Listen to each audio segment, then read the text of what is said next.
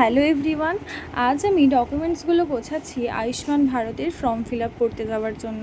আমাকে একটু আগে ফোন করে বলা হলো যে আমার এবং আমার মায়ের দুজনেরই ফর্ম চলে এসেছে, আমি যদি চাই তাহলে ওখানে গিয়ে ফর্মটা ফিল আপ করে আসতে পারি।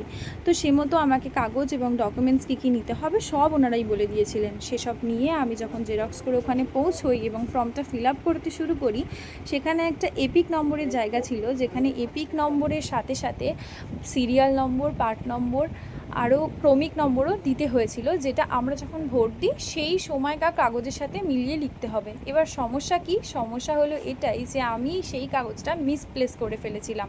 তো তার জন্য আমাকে ক্রমিক নম্বর এবং পার্ট নম্বরের জায়গাটা ফাঁকাই রাখতে হচ্ছিল। তারপরে আমি যেটা করলাম সেটাই আপনাদের সাথে শেয়ার করার। একটা ইসিআই নেট বলে অ্যাপ রয়েছে, সেই অ্যাপটা আমি এখানে দেখিয়ে দেব। সেই অ্যাপে গিয়ে আপনারা ভোটার লিস্ট বলে যে একটা অপশান আছে, সেখানে গিয়ে আপনাদের নাম্বার দিয়ে সব কিছু চেক করে নিতে পারেন। তারপর আমি সেই তথ্য অনুযায়ী আমার ফর্মটি ফিল আপ করে ফেললাম। আমি এই সমস্যাটার সম্মুখীন হলাম বলে আপনাদের সাথে শেয়ার করলাম। হোপফুলি আপনারাও উপকৃত হবেন। Thank you.